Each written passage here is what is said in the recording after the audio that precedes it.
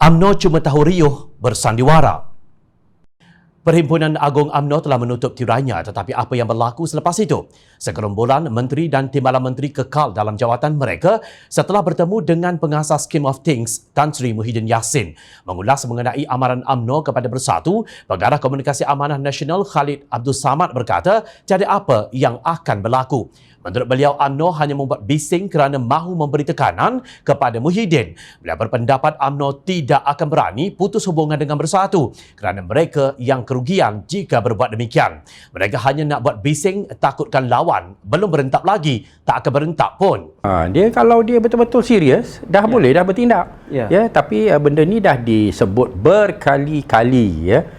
Dia main dengan dengan pihak yang lain, nak dapatkan sokongan, nak jatuhkan Perikatan Nasional, berkali-kali dalam sidang parlimen dulu pun begitu, tapi tak ada apa. Akhirnya hasil daripada PAU ini pun dari segi tindakan tak ada apa.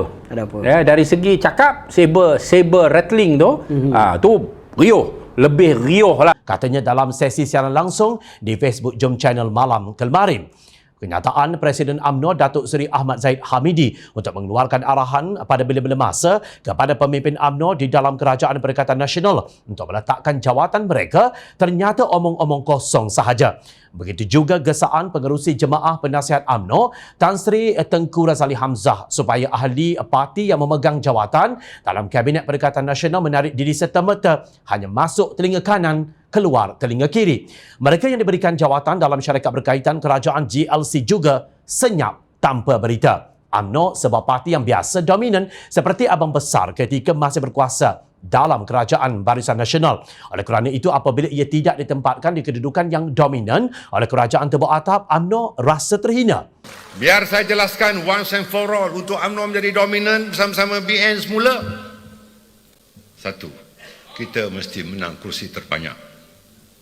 Kedua, BN perlu menentukan parti mana yang benar-benar elok dan jujur untuk kita membentuk kerajaan bersama nanti. Kerana penghinaan Bersatu, pemimpin UMNO meraung-raung di PWTC seolah-olah mereka adalah mangsa pendakwaan terpilih Pakatan Harapan dan kini Perikatan Nasional.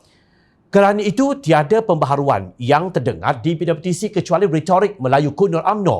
Retorik perlu menang pilihan raya umum dan retorik mahu jadi dominan. Memetik kata Naib Presiden Amanah Datuk Seri Mujahid Yusof. Menurut Mujahid, Presiden UMNO seolah beromantika dengan kegemilangan UMNO Barisan Nasional tanpa berpijak kepada realiti perubahan landscape politik yang sudah berubah. Retorik Melayu Islam UMNO masih dalam kepompong mentaliti terjerat menyalahkan semua orang kecuali dia. Saling tak tumpah, retro fitnah Melayu terancam, institusi Raja Melayu terancam dan harta umat Islam dilelong dengan contoh klasik tabung haji, ujar Mujahid.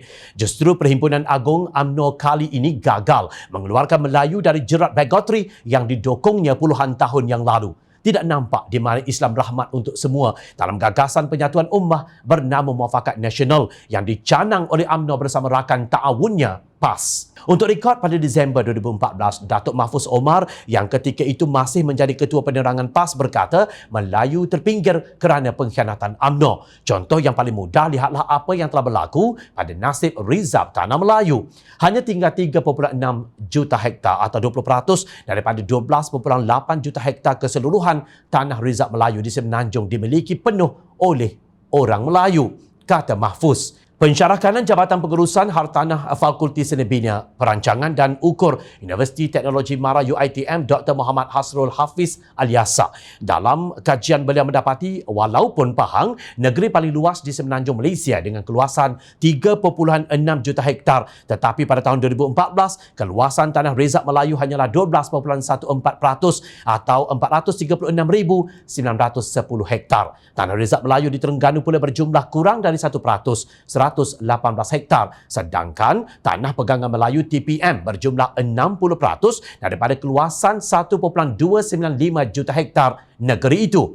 Katanya, lapu bernama pada 1 November 2018. Justru, siapa sebenarnya yang mengancam Melayu?